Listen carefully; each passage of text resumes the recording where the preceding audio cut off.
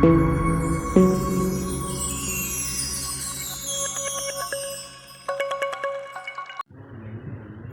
The lord. అసలు అంజూరపు చెట్టు దేనిని సూచిస్తుంది? అసలు దేవుడు అంజూరపు చెట్టుని ఎందుకు శపించారు?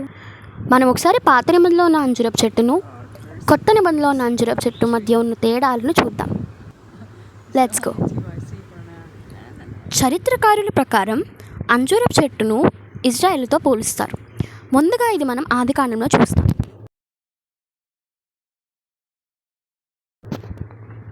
ఆదాము అవ్వ వారి వారి శరీరంను కప్పుకొనడానికి అంజూరపు ఆకులు వాడారని బైబిల్లో చాలా క్లియర్గా ఉంది.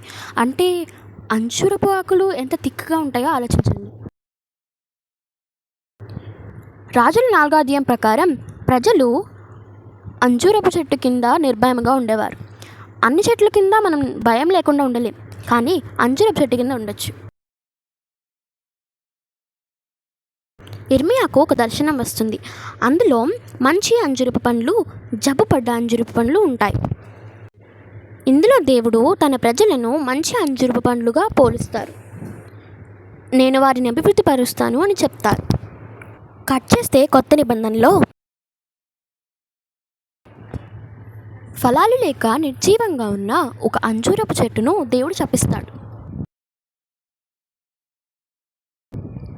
యేసు కోపమాన రీతిగా చెప్తూ అంజూరపు చెట్టు అంటే దేవుని జనాంగమైన మనకు ఫలాలు లేవు, కానీ దానికి ఇంకో టైం ఇద్దామని అనుకుంటాం.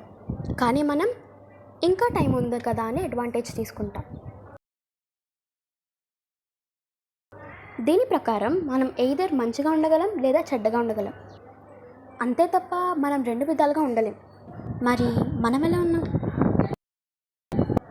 ఇప్పుడు చూడండి, పాత నిబంధనలో ఉన్న చెట్టుకు ఫుల్ ఆఫ్ బ్లెస్సింగ్స్, కానీ కొత్త నిబంధనలో ఉన్న చెట్టుకు ఫుల్ ఆఫ్ రిగ్రెట్స్.